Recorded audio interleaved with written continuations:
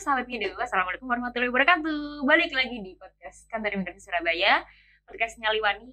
Akhirnya kita punya nama podcast Nyaliwani ya. Bareng lagi sama aku, jadi Sally sekarang. Tapi Sally sekarang tidak sendiri karena saya sekarang bareng Pak Yusan. Halo. Gimana Pak, sehat? Sehat. Ya. Sudah. Oh sudah ya. Bagus. Jadi Pak Yusa ini adalah Kepala Seksi Teknologi Informasi Keimigrasian di Kantor Imigrasi Kelas 1 Khusus TPI Surabaya. Hari ini kita mau ngapain nih Pak? Ngobrol-ngobrol tentang Q&A ya. Kok jadi saya yang nanyain ya? Jadi hari ini, Sobat Mido, hari ini kita mau ngobrol-ngobrol tentang apa sih yang selama ini sering banget ditanyain sama Sobat Mido di Kantor Imigrasi Surabaya. Pak Yusa ini akan memberikan sedikit informasi, banyak informasi biar Sobat Mido ini sudah tidak bingung-bingung lagi gimana sih tentang paspor, tentang keimigrasian, gitu ya Pak ya? Betul. Jadi Pak Yusa ini sudah berapa lama di Kantor Imigrasi Surabaya? Kan pindah-pindah kan biasanya kalau pejabat itu kan? Saya itu ya mulai dari Februari 2023 aktif di Kantor Imigrasi Kelas 1 Khusus TPI Surabaya. Sudah hampir setahun ya Pak ya? Sebelumnya di mana? Saya sebelumnya menjabat di Kepala Subseksi Dokumen Perjalanan Paspor di Kantor Imigrasi Ponorogo. Jadi sama-sama Jawa Timur. Iya. Masih nyambung lah kalau dari Ponorogo ke Surabaya. Nah, ini jadi ada sahabat Mido yang nanyain nih Pak. Jadi langsung aja ya Pak ya, kita apa sih pertanyaan yang sering ditanyain pemohon itu Pak? Pemohon itu paling sering nanyanya lewat sosmed sama call center atau nanya langsung di kantor. Jadi biasanya pemohon itu seringnya nanya tentang antrian online. Kemudian yang kedua pasti nanya tentang apa sih syarat-syaratnya Pak untuk buat paspor. Kemudian yang ketiga yang paling sering adalah bagaimana cara pengambilan paspor jika sudah jadi. Paling sering sih itu tiga hal itu. Ya, Pak, ya, yang paling sering ya. Sebelumnya Kantor Imigrasi Surabaya ini membuka beberapa layanan ya Pak ya. Jadi ada di mana aja itu? Jadi untuk sahabat Mido yang belum tahu, Kantor Imigrasi Kelas 1 Khusus TPI Surabaya ini membuka beberapa unit layanan. Ada 6 totalnya. Yang pertama di Ciputra World, kemudian yang kedua di BG Junction. Nah, 2 tempat ini adanya di mall. Jadi sahabat Mido kalau misalkan nganggur di mall mau nyari apa bisa sekalian buat paspor. Tapi harus antri online dulu. Ya, betul. Mungkin sekalian ngantri sekalian nge-mall kan. Iya. Kemudian atau bisa nanya-nanya juga Pak ya di unit layanannya ya? Bisa nanya. Di sana ada petugas kita juga. Yang ketiga ada unit layanan di Wiyung. Kemudian yang keempat ada di LTSA Bendul Merisi. Nah, LTSA ini sebagai informasi untuk Sobat Mido, ini hanya khusus untuk calon pekerja migran Indonesia. Dikhususkan di sana. Kemudian yang kelima ada di Mall Pelayanan Publik di Sidoarjo dan Mall Pelayanan Publik di Mojokerto. Jadi untuk di Sidoarjo sama Mojokerto ini kita menjawab pertanyaan-pertanyaan dari masyarakat. Gimana Pak kalau rumah saya, domisili saya di Sidoarjo atau di Mojokerto kan jauh nih, harus ke Surabaya. Nah alhamdulillah kita punya unit layanan di sana di Mall Pelayanan Publik Sidoarjo dan Mojokerto. Jadi masyarakat yang domisili di sana itu tidak perlu jauh-jauh ke kantor imigrasi Surabaya. Bisa di sana. Gitu, sahabat Mido ya. Jadi kalau mau urus paspor tapi jauh nih kantor imigrasi Surabaya ke Juanda, rumah saya di Mojokerto. Nah, ada MTP Mojokerto. Kalau mau nah, gitu ya, sahabat Mido ya. Jadi kalau mau urus paspor tapi kendalanya di jarak, misalnya mau urus paspor kantor imigrasi Surabaya yang di Juanda tapi rumahnya di Mojokerto kan jauh, bisa di MTP Mojokerto gitu ya Pak ya? Iya, betul. Tapi syaratnya harus antri online dulu. Ya betul. Nah, ini nih Pak, gimana sih pembukaan kuota antri online tuh Pak? Mekanismenya tuh gimana? Kan banyak yang tanya, aduh kehabisan kuota gitu. Yang mengeluh itu sih Pak. Jadi ini saya jelasin dulu ya tentang aplikasinya ya. Kan betul. Sobat Mido ini belum tahu nih mungkin nih. Ya, barangkali Sobat Mido belum tahu tentang antrian online. Jadi gimana nih aplikasi antrian online-nya? Jadi aplikasi M-Paspor itu bisa diunduh di App Store atau Google Play Store. Nah, aplikasi ini tuh kita berkaca ke zaman dulu ya. Buat paspor itu kan banyak masyarakat yang subuh sudah datang, sudah ngantri, tapi tidak tahu dapat layanan apa enggak di hari itu. Nah, tinggal sandal. Oh enggak. Ya, ada juga ninggal sandal kan zaman dulu ya, atau ninggal tas. Nah, dari hal itu Direktorat Jenderal Imigrasi ini menerbitkan atau meluncurkan aplikasi namanya M-Paspor. Paspor di aplikasi ada. Nah, M-Paspor ini adalah untuk eh, kita mendaftar antrian. Jadi di aplikasi ini kita dapat mendaftar antrian, mau kita di kantor imigrasi mana, kemudian jamnya jam berapa, harinya hari apa. Kita yang nentukan sendiri kedatangan kita kapan ke kantor imigrasi. Kemudian di dalam aplikasi itu juga kita mengupload sendiri berkas-berkas seperti KTP dan lain-lain. Nanti kita jelaskan ya persyaratan paspornya ya. Iya.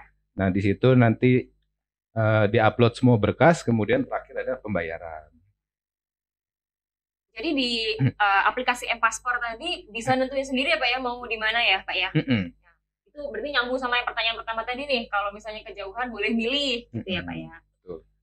Terus kalau misalnya antrian online udah penuh nih Pak, boleh nggak datang langsung? Boleh, banyak nih sobat muda yang biasanya saya lihat baca-baca di komen IG-nya tuh, boleh datang langsung nggak, boleh datang langsung nggak gitu. Mohon maaf, kalau datang langsung belum bisa, harus bisa antri ya, online. Belum bisa ya, sobat muda ya, harus antri online dulu. Tapi ada yang boleh. Antri langsung langsung masuk ke kantor tuh ada, walk-in ada. Jadi walk-in itu kita memprioritaskan untuk lansia. Pertama untuk lansia di atas 60 tahun, kemudian yang kedua bayi di bawah 3 tahun, kemudian ada juga untuk ibu hamil dan penyandang disabilitas. Jadi itu tidak perlu antri walk-in, langsung datang ke kantor pemilihan. Tidak perlu antri online maksudnya. Iya, antri online. Nggak apa-apa, aman. Nggak perlu antri online, bisa walk-in Sobat Mido. Jadi gitu ya Sobat Mido ya. Kalau misalnya Sobat Mido mau bikinin paspor buat kakek nenek yang di atas 60 tahun atau punya bayi mau diajak liburan di bawah 3 tahun, atau Sobat Mido sedang hamil atau penyandang disabilitas lainnya, boleh langsung datang ke kantor imigrasi Surabaya atau di unit layanannya ya Pak ya, bisa ya? Bisa. Unit layanannya juga bisa tanpa antrian online. Lanjut nih Pak, ada yang tanya juga apa sih sebenarnya persyaratan bikin paspor itu? Sebenarnya sudah sering diinformasikan kan ya Pak ya sama imigrasi Surabaya ya, cuman masih banyak sobat di luar sana yang masih tanya apa sih persyaratannya. Jadi untuk sobat Mido yang belum tahu persyaratan paspor ini apa aja, karena banyak yang nanya nih di sosmed sama di call center. Jadi persyaratan paspor adalah yang pertama untuk paspor baru adalah yang pertama IKTP, kedua adalah kartu keluarga, dan yang ketiga adalah akte lahir atau ijazah maksimal SMA atau buku nikah. Nah, ketiga berkas ini nama dan tempat tanggal lahirnya harus sama. Jika ada perbedaan, maka kami sarankan untuk dapat mengubah terlebih dahulu di instansi yang mengeluarkan. Oh gitu, jadi harus sama ya Pak ya. Harus sama. Jadi di KTP namanya Eni, di akte lahir Ani kan nggak boleh ya Pak ya. Boleh, harus sama dulu. Iya, harus sama dulu. Sama Ani adalah orang yang berbeda. Itu ya Pak ya, betul ya? Betul. Nah, itu yang persyaratan nomor 3 tadi Pak, akte lahir atau itu harus semuanya atau enggak, boleh salah satu? Jadi yang ketiga itu harus bisa pilih salah satu. Bisa pilih salah satu ya. Salah satu aja yang di bawah. Nggak harus di bawah tiga-tiganya. Boleh kalau misalnya ada akte lahir aja. Kalau mau ada buku nikah, bisa pakai buku nikah aja. Atau ijazah maksimal SMA ya. Maksimal SMA. Nah itu kalau misalnya anak-anaknya nggak punya KTP gimana Pak? Yang belum punya, bukan yang belum punya. Ya. Di bawah 17 tahun kan belum punya KTP. Itu gimana KTP-nya diganti? Untuk anak yang di bawah 17 tahun atau belum punya KTP, itu persyaratannya adalah pertama adalah akte lahir anak itu sendiri. Yang kedua ada kartu keluarga, kemudian yang ketiga adalah buku nikah kedua orang tua, yang keempat adalah IKTP kedua orang tua, dan yang kelima adalah paspor kedua orang tua jika punya. Kemudian untuk proses foto dan wawancaranya harus didampingi oleh orang tua. Oh jadi harus datang juga, walaupun orang tuanya nggak bikin ya? Harus didampingi orang tua. Didampingi, jadi gitu Sobat Mido. Dicatat ya tadi, barangkali ada yang mau bikinin paspor buat anaknya 17 tahun. Iya kan ini udah akhir tahun ya. Mau liburan. Mau liburan ya ke luar negeri. Tahun baru, Natal tahun baru, ya kan. Kita catat biar nggak nyi terus ya kan. Oke, balik lagi ke pertanyaan selanjutnya nih dari Sobat Mido Pak. Kalau misalnya sudah punya antrian online, sudah ditentukan nih harinya kapan, di kantor imigrasi mana, tapi pas datang persyaratannya ada yang kurang, gimana? Langsung hangus atau bisa ada budget online gitu Pak? Enggak langsung hangus ya permohonannya. Hmm. Jadi kita tunggu 30 hari untuk si pemohon melengkapi atau memperbaiki berkasnya. Oh, dikasih waktu ya? Dikasih waktu 30 hari. Kalau lewat dari 30 hari ya mohon maaf hangus. Oh iya, jadi 30 hari lumayan lama loh ya buat melengkapi berkas yang kurang. Harusnya bisa dilengkapi dan diperbaiki. Iya. Nah, setelah foto dan wawancara nih Pak, itu paspornya nunggu berapa lama biar jadi sampai jadi? Paspor itu jadi 4 hari kerja. 4 hari kerja. Setelah permohonan berkasnya lengkap ya, 4 hari kerja. Dan 4 hari kerja itu jika tidak ada kendala teknis. Oh, jadi mungkin bisa lebih lama lagi kalau misalnya ada kendala teknis ya Pak ya. Pasti kita infokan dulu. Oh gitu, jadi bisa diinfokan dulu. Nah, tapi kalau misalnya ada yang pengen buru-buru nih Pak, urgent banget nih, saya nanti sore harus meeting ke Singapura. Bisa nggak langsung jadi? Bisa. Oh bisa. Bisa. Jadi caranya kita ada layanan percepatan sehari jadi. Percepatan. Jadi caranya itu tentu harus antri online lewat M-Paspor. Iya. Oh ada menunya ya Pak ya? Ada menunya Sobat Mido, jangan sampai salah. Kalau percepatan pilih yang percepatan. Tuh. Harganya sama? Kalau harganya ya, saya belum ngejelasin tadi harga paspor ya. Oh iya. Jadi PNBP, PNBP Pak, bukan harga ya. PNBP ya. PNBP jadi ya, ini masuk ke negara ya. Masuk ke negara. Jadi untuk paspor biasa adalah harga 350.000 dan untuk elektronik paspor harganya 650.000. Iya. Dan yang tadi kalau percepatan sehari jadi itu ada PNBP lagi sebesar 1 juta. Layanan percepatan. Itu langsung masuk ke negara semua. Jadi aman Sobat Mido. Jadi 1 juta itu di luar paspor ya. Di luar paspor. Jadi kalau mau percepatan elektronik paspor ya 1 juta ditambah 650. Jadi 1.650.000. Terus kita lanjut ke pertanyaan selanjutnya ya Pak ya. Ini ada yang nanya juga tentang pengambilan paspor. Itu harus diambil sendiri atau boleh diambil? Pak, sebenarnya pengambilan paspor itu bisa diambil sendiri, bisa diambil oleh keluarga atau bisa diambil oleh orang lain. Iya. Ada persyaratan khusus? Oh ada. Jadi kalau pemohonnya berhalangan, pemohon sendiri ini berhalangan untuk ngambil ya, itu bisa diambil paspornya oleh keluarganya yang masih dalam satu kartu keluarga atau satu alamat. Nah, syaratnya itu membawa surat pengantar pembayaran, kedua bukti pembayaran, yang ketiga adalah IKTP si pengambilnya, yang ngambil ya. Yang keempat adalah kartu keluarga. Tapi boleh saya ngambilin yang teman saya yang nggak satu kakak gitu? Bisa. Oh bisa. Tapi syaratnya beda ya. Oh beda. Kalau misalkan nggak satu kartu keluarga atau nggak satu alamat, itu membawanya pertama sama surat pengantar pembayaran, kedua bukti pembayaran, ketiga IKTP pengambil. Nah yang keempatnya ada tambahan, ada surat kuasa. Oh surat kuasa. Ya, jadi surat kuasa ini ditandatanganin basah di atas materai 10.000. Jadi memang harus aman nih paspor nih. Betul. Nama paspor ini kan dokumen negara ya. Jadi tidak boleh asal yang titip ambil. gitu. Iya. Nanti takutnya disalahgunakan gitu. Kalau misalnya nih pemohonnya tuh mager banget gitu terus nggak ada yang mau ngambilin, ada solusinya nggak Pak?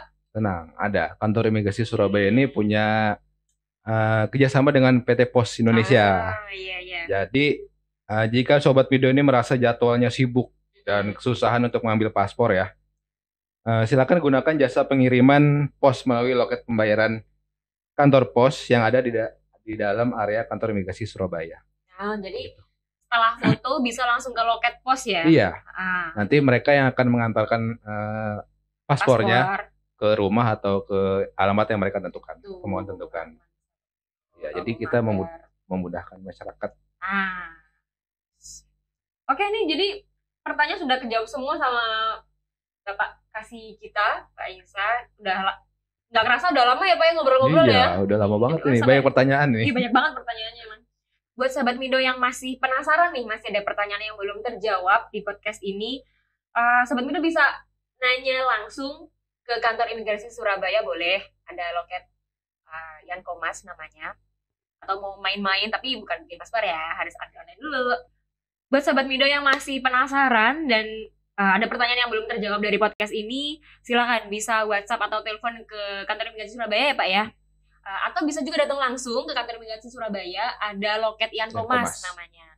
Di situ bisa nanya-nanya atau bisa kalau mau dipandu terkait M-Paspor, terkait aplikasinya, boleh banget nanti datang ke kantor imigrasi Surabaya. Bisa di unit layanannya juga ya Pak ya?